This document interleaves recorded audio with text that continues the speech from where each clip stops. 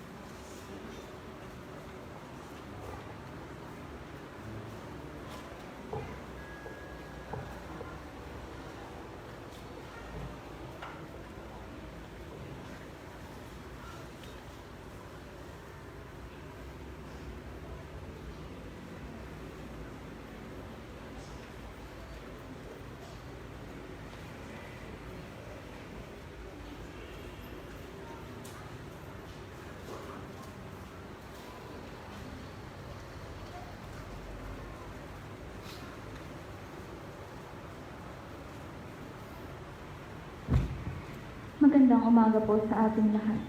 Tayo po ngayon ay nasa ika-33 linggo sa karaniwang panahon. Isama po natin sa ating panalangin ang pasasalamat at espesyal na intensyon ng Michelle Badwa and Family para sa ligtas na paglalakbay ni John Paul Edwards, para sa mabilisang paggaling ni Arnold Magtoto, at para sa mga kaluluwa ni Leonardo Chantenco, Adelaida Pangan, Gideon Pahe, Edward Sr. and Jr., Romualdo, Eduardo, Melania, Marlon, Ramoncito, Apolonia, Romulo, Sonia, Gerardo Sr., Raul, Glorian, Eric, Jory, Ignacia, Rodolfo, Wilfredo, Jose, Fermina, Rosario, Ernesto, Eugenia, Corazon, Kimberly, Reynaldo Salonga, at Feliza Katabay. Habang papalapit tayo sa katapusan ng taong kasalukuyang panliturhiya, mapakikinggan sa mga pagbasa ang kaganapan ng panahon. Tila nakakatakot na kaguluhan ang paglalarawan sa mga huling araw. Ngunit hindi pagkatakot, kundi pag-asa ang hatid nito sa atin. Ang pag-usbong ng puno ng igos sa Ebanghelyo ay nagtuturo sa pag-asang ito, na darating ang buhay pagkatapos ng kamatayan. Binabago ng Espiritu ang luma tungo sa bago, ang kaguluhan tungo sa kaayusan, ang kalungkutan tungo sa kagalakan, ang kawalang pag-asa tungo sa bagong buhay. Bilang panimula po ng ating pagdiriwang, magsitayo po tayong lahat.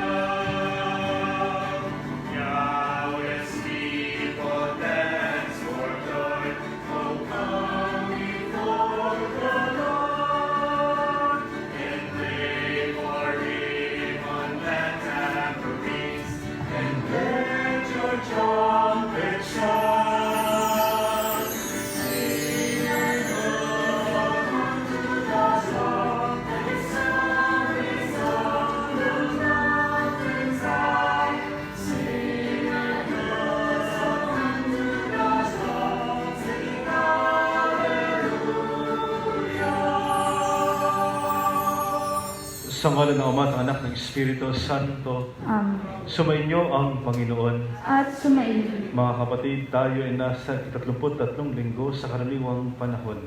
At upang maging marapat, dapat tayong gumanap sa pagdiriwang na ito, manahimik tayo sumandali at suriin natin ang ating mga sarili.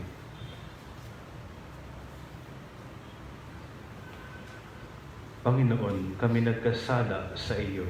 Panginoon, kaawaan mo kami. Kaya naman, Panginoon, ipakita mo na ang pag-ibig mong wagas. Kami ay linapin at sa kahirapan ay iyong iligtas. Kaawaan tayo ng mga pangyarihang Diyos, patawarin tayo sa ating mga kasalanan, at patnubayan tayo sa buhay na walang hanggan. Amen.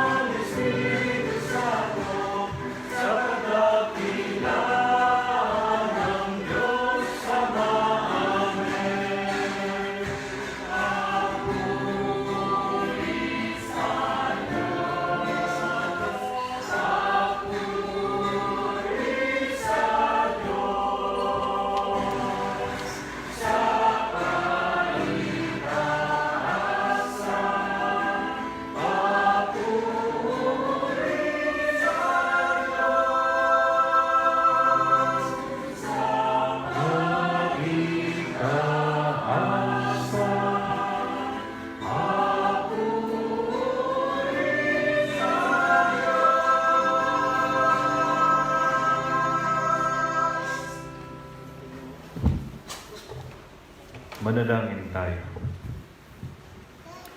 Ama naming makapangyarihan, ipagkalubong lagi naming ikaligayang ikaw ay paglingkuran sapagkat walang maaliw at walang kahulilip ang kasiyahan kapag sumasamba kami sa iyong kapangyarihang nagpapairal sa tanang sanlibutan.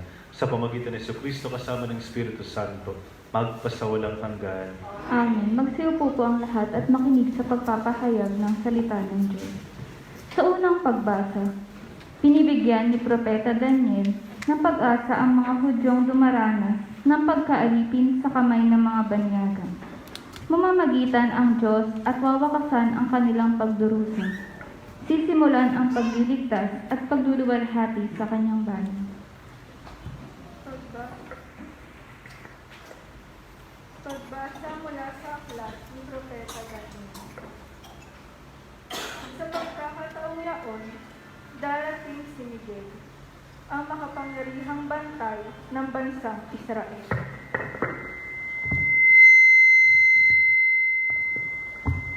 At magkakaroon ng matinding kahirapang hindi pa nangyayari kailanman. Ngunit maliligtas ang mga kababayan mo, ang pangalan ay nakasulat sa aklat ng Diyos. Mabubuhay ang marami sa mga namatay sa lahat ng panig ng daigdig. Ang iba'y sa buhay na walang hanggan, at ang iba'y sa kaparusahang walang hanggan.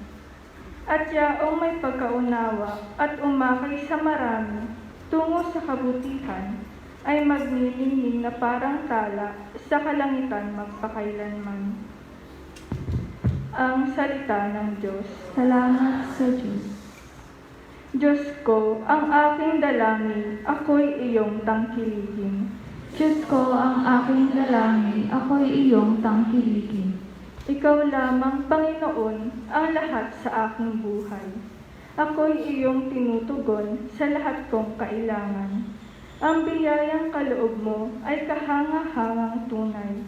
Nababatid ko na ika'y kasama ko oras-oras. Sa piling mo kailanman hindi ako matitinag. Diyos ko, ang aking dalangin, ako'y iyong tangkilikin. Kaya't ako'y nagdiriwang, ang diwa ko'y nagagalak. Ang lagi kong nadaramay, hindi ako matitinag. Pagkat di mo tutuluta, ang mahal mo ay malagak. Sa balon ng mga patay, upang doon ay maagnas. Diyos ko, ang aking dalangin, ako'y iyong tangkilikin. Ituturo mo ang landas na buhay ang hahantungan. Sa piling mo'y madarama ang lubos na kagalakan. Ang tulong mo'y nagdudulot ng ligayang walang hanggan. Diyos ko, ang aking dalangin, ako'y iyong tangkilikin. Sa ikalawang pagbasa, sapat na ang minsanang paghahandog ni Kristo ng kanyang sarili para sa kapatawaran ng ating mga kasalanan. Tanging ang wakas na lamang ng panahon ang ating hinihintay upang maging lubos na ang kaligtasang handog niya.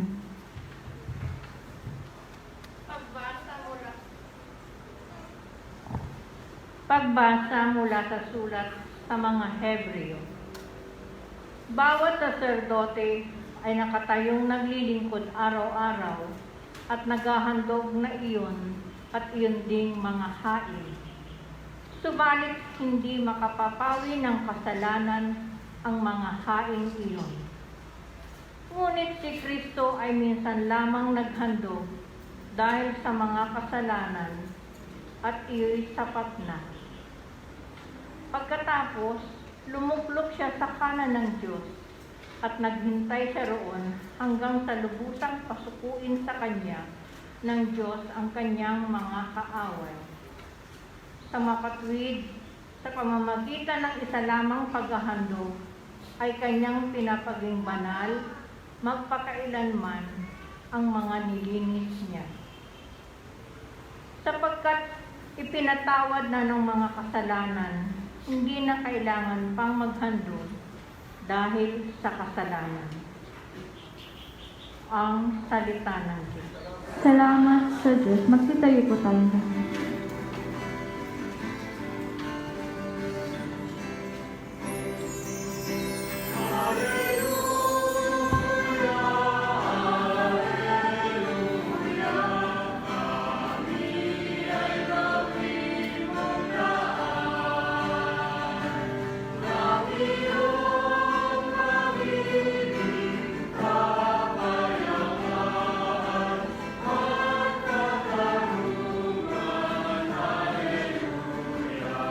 Manalangin walang humpay samantalang hinihintay si Jesus na poong mahal.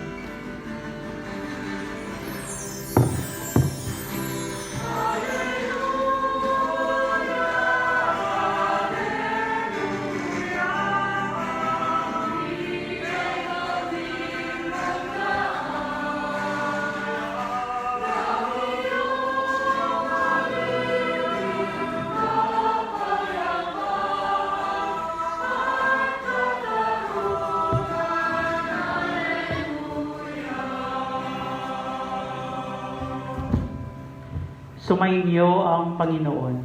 At sumaili. Ang mabuting balita ng Panginoon ayon kay San Marcos. Papuri sa iyo, Panginoon.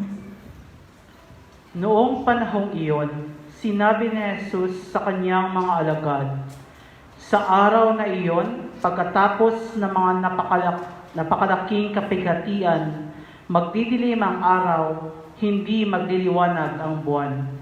Malalaglag mula sa langit ang mga bituin at mayayanig ang mga kapangyarihan sa kalawakan. At makikita ang anak ng tao na nasa alapaap, dumarating na may dakilang kapangyarihan at malaking karangalan.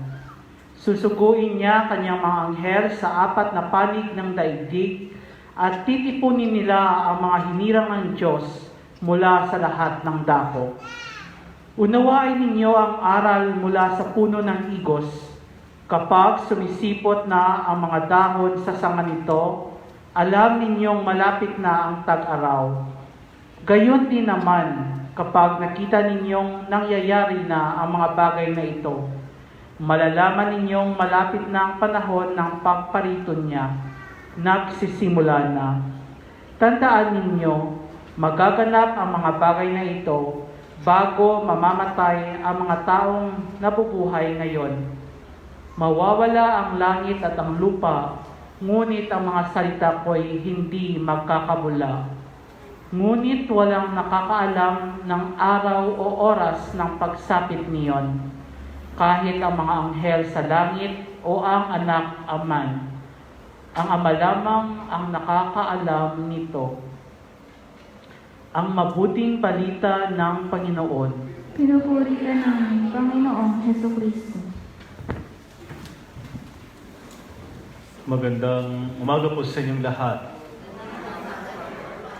Ang liturhiya ay pampublikong pagsamba ng simbahan. Katulad halimbawa ng sakramento at yung tinatawag nating sakramental. Ang halimbawa nun ay pagpoprosesyon, pagnunubina, pagrorosaryo, o kahit blessing ng bahay. Ang tawag dyan ay sakramental. Lahat ng iyan ay tinatawag nating liturhiya. Ang liturhiya ay praktikal na pag-express o pagpapahayag ng ating pananampalataya. Yung ating misa halimbawa ay yung pagpapaalala kung paano tayo nagkakatipon-tipon hanggang tayo ay sumapit sa kaharian ng Diyos. Yung ating mga imahe ay paalala, practically, para hindi natin makalimutan, hindi ba? Pag minsan kasi pag mag-isa mo lamang at down na down ka, hindi ba? Wala kang makitang panghawakan. Pero pag nakita mo yung crucifix, siyempre naalala mo yung pagmamahal ng Diyos. Isang malaking bagay yun eh. Kaya pag minsan doon sa bahay natin, kahit paano may maliit tayong altar, paalala yun eh. Lalo kapag halimbawa nagsisindi ka ng kandila doon, isang magandang pagkwakan yun eh. Pagtulong sa sarili. Lalo na kapag halimbawa down na down ka. Pero hindi lang pag down na down, pag masaya din, hindi ba? Para bagang nagpapasalamat kayo. Yung bang hindi ka makapunta sa halimbawa, diba? Layo ng bahay mo, di ba? Hindi ka makapunta sa simbahan. At least may maliit kang altar na gusto mong magpasalamat sa Diyos at kausapin siya. Ang dami kong narinig na kwento. Pag madaling araw, lalabas ang nanay at magsisindi ng kandila sa altar at magdarasal. Kasi doon lang halos tahimik ang bahay. Pagkatapos ng bandang alas 5, giyera na uli eh. O hanggang alas 10 yun eh. Minsan alas 11 pa. Kapag minsan gigising siya ng madaling araw, tahimik lahat. Bagsak. O yun, magdarasal minsan yung nanay. Narinig ko yan sa maraming mga pari na may nanay na ganyan. Di ba? Nakita nila yung nanay nila, sumislip silang ganyan. Nagdarasal yung nanay nila tuwing madaling araw. Yun, nagpare yung anak. O kaya huwag kayo masyadong magdarasal ulit. O kung gusto nyo maging pare yung anak nyo, sa madaling araw kayo magdasal. Minsan, totoo. Minsan. Depende naman talaga, hindi ba? Ano lang ang gusto kong sabihin? Lahat ng mga ito, ang tawag natin dyan ay liturhiya, praktikal na pagpapahayag na kung ano ang pinaniniwalaan natin ng mabuti. Halimbawa, bibigyan ko pa kayo ng isang halimbawa. Nakikita niyo siguro pag naghuhugas ako ng kamay, hindi ba? Unong panahon kasi, pag nag-aalay sila, ang alay nila, manok, baboy, o pagkatapos i-alay ganyan, tatanggapin ng pare. O siyempre, practically, pagkatapos ng pag-aalay, maghuhugas ng kamay ang pare. O kaya naman, wala nang nag-aalay eh. No? Ano nangyari? Wala na rin alay, father eh. Ulam na nga lang namin eh. Hirap lang yun. Pero nanatili pa rin yung paghuhugas ng kamay. Kasi practically, kasama pa rin sa ating pagdiriwang. Halimbawa, isa pa. O kung kailan kayo nakaupo, practical yan. Halangan naman, habang nagsisermon si Father, Diyos ko, 3 oras na nagsisermon, nakaluhod ka. Kaya mo ba? Good luck sa'yo, di ba? O kailangan umupo kasi nakikinig ng mabuti. Diba? Kung nakatayo ka rin, nakakangawit din. Kung may upuan, hindi umupo. Pero pag wala, talagang tatayo, no? Pero pag may upuan, practically, nakaupo. Ano po? O kung kailan kayo luluhod, o sasabihin din kung kailan luluhod. Halimbawa, consecration, nakaluhod talaga bilang pagsamba, bilang paggalang, etc. etc. Pero pag sasabihin ng pari, ipagbunyi natin ang misteryo ng pananampalataya. O pag magbubunyi ka, anong posisyon mo? Tatayo ka. Kasi ipagbubunyi iyon. O sasabihin ng pare, sa pamagitan ni Kristo, kasama niya at sa kanya, lahat ng parangal at papuri, dapat majestic yung amen. Actually, ang pinakamagandang amen yung amen, amen, amen. Diba? Maganda yung ganong amen eh. Hindi yung parang, sasabihin ng pare, sa pamagitan ni Kristo, kasama, amen. Parang ang lakas-lakas ng energy, tapos biglang bagsak. No? Hindi partner, dapat partner yung kan. Kasi nga magbubunyi ka, magpapahayag ka ng kwan. Tapos, nakaluhod ka. Ano kaya yun? Diba? Dapat nakatayo. Kasi nagbubunyi. Kasi parang masiglang masigla. Diba? Oo. Oy, practical yun. Hindi naman yung kailangan ng maraming explanation.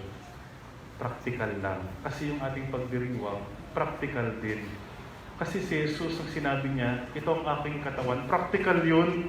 Kasi tinapay yun. Lahat halos kumakain naman ng tinapay. Depende lang kung may sakit ka talaga tungkol doon. Mayroong ganun, no? Hindi siya, nagparig siya. Yung kanyang tinapay, hindi basta-basta tinapay yung ginagamit niya. Pero hindi naman yun common. Ang practical, yung mga sinabi ni Jesus, ito ang aking katawan. Matatanggap natin siya palagi. Napaka-practical. O bakit mo ba tinapon yan, Father? Kasi nga, ngayon ika-33 linggo sa karaniwang panahon, next Sunday, 34th na, last Sunday na yon. At yung mga huling linggo sa ating simbahan, pinagninilayan natin yung mga huling araw. Ang tawag doon ay end of days. O may practical na akong suggestion. Una, pag mga huli kasi nag-exam, di ba? Parang mag-exam tayo ngayong linggong ito. Balikan natin kung saan tayo nagkamali, kung saan tayo nasaktan, kung saan tayo nahirapan, kung sinong nanakit sa atin, kung paano tayo nadapa, kung paano tayo nagkamali, kung sino rin ang sinaktan natin, balikan natin. Hindi upang masaktan muli. Para yung pangalawa naman, para magplano tayo na sana sa mga susunod na araw, mas mapapabuti tayo. Mas gawin natin yung tama. Hindi ba? Mas mangarap tayo ng mas maganda. Una ipatayo mo na yung bahay mo. Mangarap ka pa. Swimming pool naman. Di ba? Bakit hindi? Di ba kung kaya naman? Di ba? Bakit hindi? Wala namang masama. At hindi naman, wala naman ding bayad ang mangarap. O di ba? Kung hindi nangyari, di pasensya. Hindi nangyari. At least nangarap ka sa isang sandali, naging masaya ka. Nangangarap ako. Di ba? Kesa naman wala kang pangarap sa buhay. Diba? Nakakalungkot yun. Miserable yun. Umangarap tayo. Managinip pa ng gising. Kahit pa paano, no? Kung natupad, edi jackpot. O diba? Oo. Malay mo, kulang lang tayo ng ganun. Ng pangangarap pa at hinahangad. Hindi mo naman kailangan ipagsabi pa. Huwag mo lang i-post sa Facebook. Di ba? Minsan, kwento mo lang sa mga kwandin mo, yung pwede mong pagkwentuhan. Sa mga hindi marites. Alam niyo yung biro na yun. Sana walang marites rin. sorry sa pangalan. Mali yun, wrong. Patawarin niyo na ako. At pangatlo, siyempre, yung practical, dahil huling mga araw, magdasal tayo. Di ba, no? Pagdasal natin, yung mga susunod na araw. Pagdasal natin na maging malakas tayo, maging mas matatag tayo sa mga susunod na araw. Kapag pumalya tayo ng mga nakaraan, sana matatag tayo sa mga susunod. Ganun kasi pag mga huling araw, kapag halimbawa mag-New Year, di ba ganun? Meron tayong tinatawag na New Year's resolution. Meron tayong tinatawag na, yung bang balikan mo muna sandali kung anong nangyari sa'yo. Para alam mo. Para lang alam mo din. Kasi yung iba hindi alam. Nagkamali, hindi man lang alam na mali siya. Pinagtakpan lahat. Di ba? O hindi ka matututo, walang mangyayari sa'yo. Di ba? Para matuto tayo, mas mapabuti tayo, balikan natin kung ano nangyari sa atin. Magplano tayo. Siyempre manalangin. Magpasalamat tayo. At mas lalo tayong humingi ng grasya ng Diyos. Very practical. Hindi nyo kailangan pang pag-isipan ng mabuti iyon. Kailangan natin iyon. Ay yung mga araw na ito, magbabago ang kalendaryo ng simbahan. Sana magkaroon din tayo ng bagong buhay, bagong pag-asa, bagong tayo, bagong ako, na kinalulugdan at patuloy na minamahal ng Diyos mula kahapon, ngayon, at sa masusunod na araw. Amen. Magsitayo tayong lahat. Sumasampalataya ako sa Diyos sa mga makapangyarihan sa lahat, na may gawa ng langit at lupa. Sumasampalataya ako kay Jesucristo, iisang anak ng Diyos, Panginoon nating lahat. Nagkatawang tao siya ng Espiritu Santo. Pinanganak ni Santa Maria ng Birhen. Pinagpakasama ni Poncio Pilato. Ipinako sa krus sa matay ni Levi. Nanawag sa kanaroon ng mga yumao. Nang may katlang araw na buhay na maguli. Umakyat sa langit. Naluglok sa kanan ng Diyos sa mga makapangyarihan sa lahat. Doon nagmumula parito at hukom sa nangabubuhay ng amatay na tao.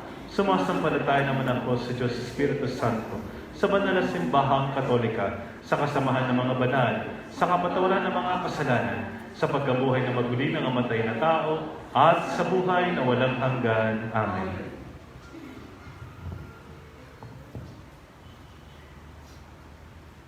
Ngayon, dumalangin tayo sa dakilang Ama na tayo ibigyan ng sapat na lakas at pag-asa upang maging handa lagi sa oras ng Kanyang itinakda.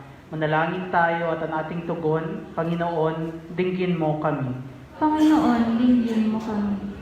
Patuloy nawang gabayan ng mga lider ng simbahan ang bawat mananampalataya tungo sa tamang landasin sa kabila ng kanilang mga pagkukulang at kahinaan. Manalangin tayo. May taguyod nawa ng mga punong bayan ang isang lipunang makalangit, makatarungan at mapagmalasakit sa pamamagitan ng kanilang tapat na paglilingkod. Manalangin tayo. Magsimula nawang magbagong loob ang mga taong nalulugmok sa pagkakasala dahil ng dala ng kamunduhan, abuso at karahasan. Tahakin nawa nila ang landas ng pagpapatawad at pagbabagong buhay. Manalangin tayo. Panginoon, dinggin mo kami. Paghilumin mo nawa at bigyan ng pag-asa ang mga taong nagdurusa dahil sa salot na COVID-19. Bigyan mo rin ng sapat na lakas ang mga nag-aalaga sa kanila, lalong-lalo na ang mga frontliners. Manalangin tayo. Panginoon, dinggin mo kami. Salubungin nawa ng mga anghel at mga banal ang mga kapatid naming pumanaw. Manalangin tayo. Panginoon, dinggin mo kami. Sa ilang sandali ng katahimikan, itaas natin sa Diyos ang ating personal na kahilingan, gayon din ang mga taong lubos na nangangailangan ng ating panalangin. Manalangin tayo. Panginoon, dinggin mo kami. Panginoon, Ikaw ang aming kanlungan at pag-asa. Dinggin mo kaming mga dumudulog sa iyo sa panalangin upang makapamuhay kaming naaayon sa turo ng iyong anak at aming manunubos na si Jesucristo ang aming Panginoon ngayon at magpakailanman. Amen.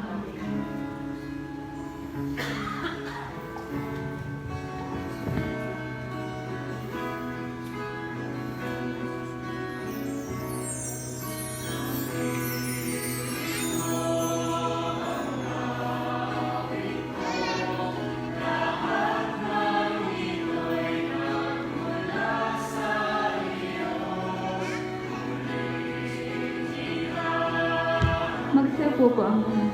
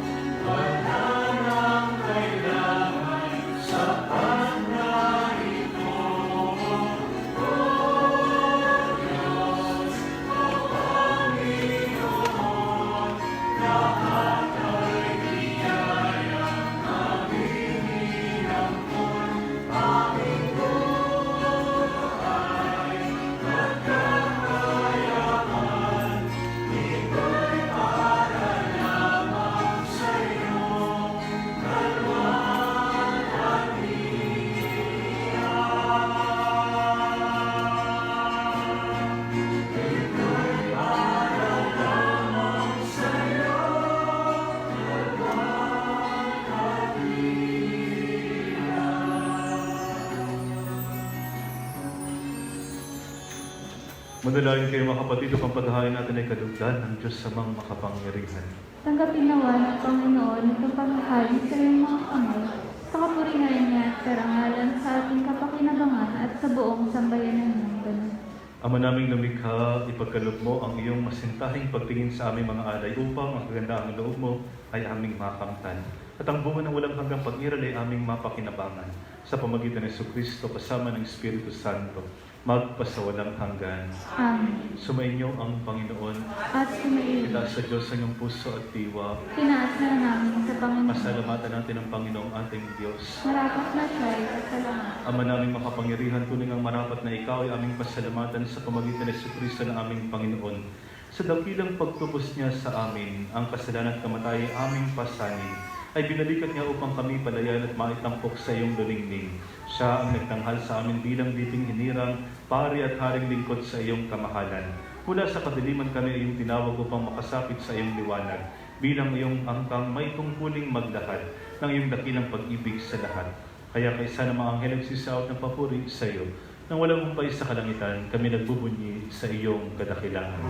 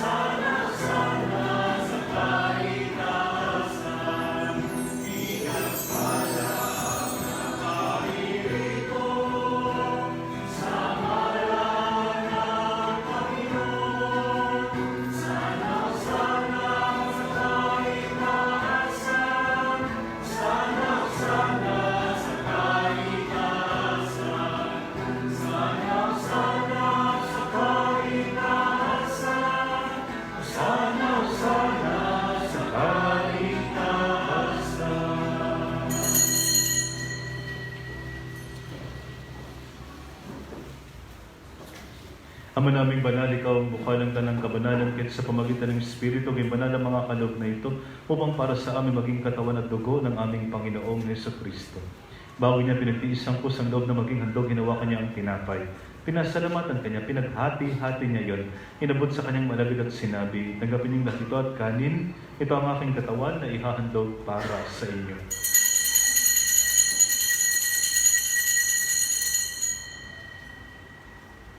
Gayun din naman, matapos ang hapunan, ninawa kanyang kalis, muli kanyang pinasalamatan. Inubot niya ang kalis sa kanyang malagad at sinabi, tanggapin niyong lahat ito at inumin, ito ang kalis ng aking dugo, ng bago at walang hanggang tipan.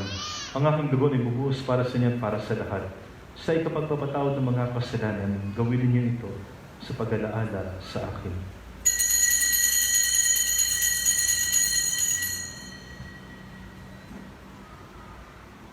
Ipagbunyi natin ang misteryo ng pananampalataya.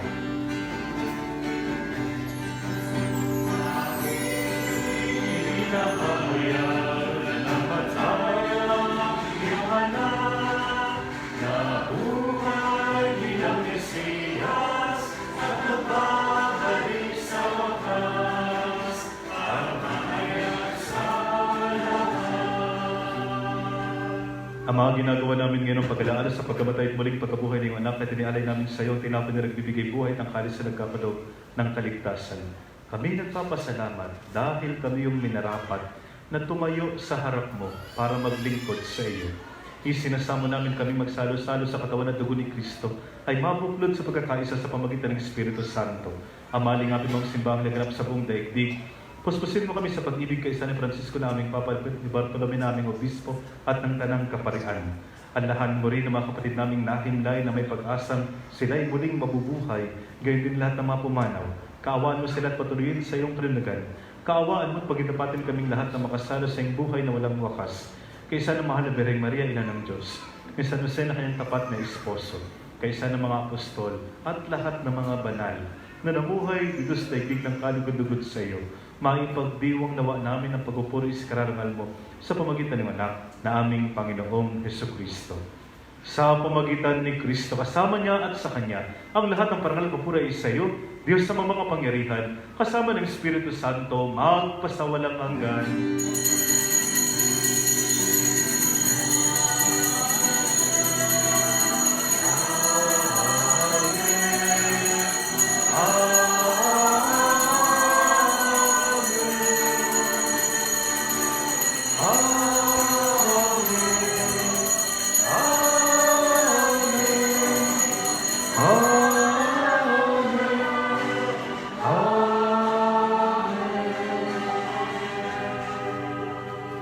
Tawagin nating Ama, ang Diyos nating mapagkalinga.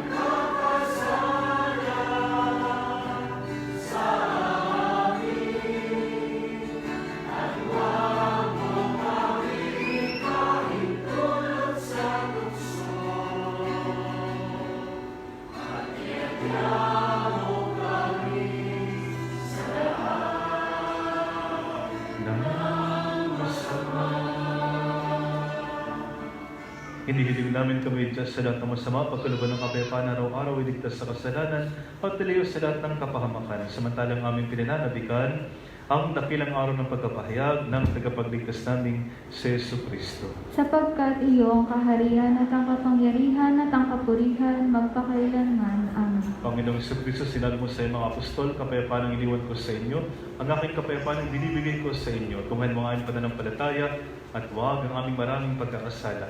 Pagkaluban mo kami ng kapayapaan at pagkakaisahin sa iyong kalooban, kasama ng Espiritu Santo, magpasawalang hanggan. Amen. Ang kapayapaan ng Panginoon ay laging sumainyo. At sumaiyo. Magbigayin kayo ng kapayapaan sa isa't isa.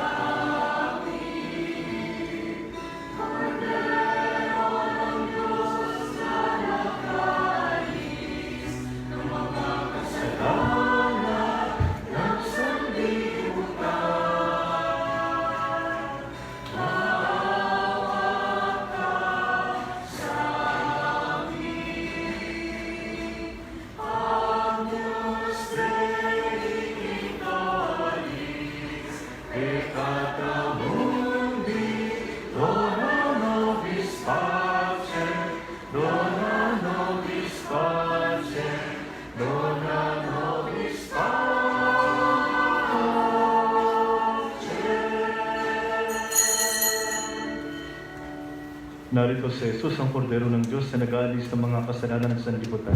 Mapalad tayong inaanyahan sa kanyang banal na piging. Panginoon, hindi ako karapat-dapat na magpatuloy sa iyo. Ngunit sa isang salita mo lamang ay gagawin mo ako.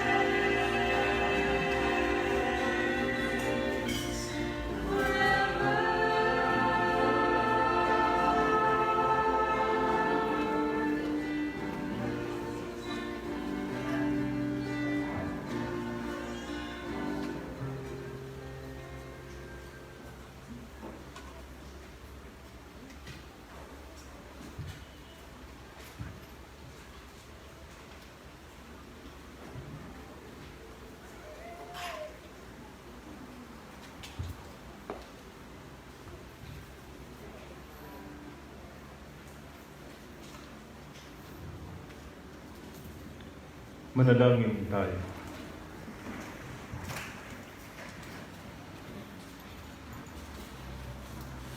Ama naming mapagmahal, sa pinagsaluhan naming banal na pakikinabang, ang amin nawang pag-ibig ay lalong madagdagan ng ginawa naming pag-alaala sa anak mong mahal, na nagutos si pagdiwang ang huling hapunan sa pamagitan ni Jesucristo kasama ng Espiritu Santo, magpasawalang hanggan. Amen. Magsiupo po muna tayo para sa ilang paalala. Ang ating pong novena ay gaganapin sa November 18 hanggang 26. Sa ganap na 4:30 po ng hapon at susundan po ito ng alas 5 ng hapon ng misa. Inuulit ko po sa November 18 to 26, 4:30 p.m. ang ating pong rosary at susundan po ito ng 5 p.m. Mass. Sa mga gusto pong mag-sponsor, lumapit lang po tayo sa ating mga volunteer or sa tindahan po sa baba. Maraming salamat po. Bukas po ay ika-40th anniversary ng ating diocese. May celebration po sa iba at syempre meron tayong banal na misa.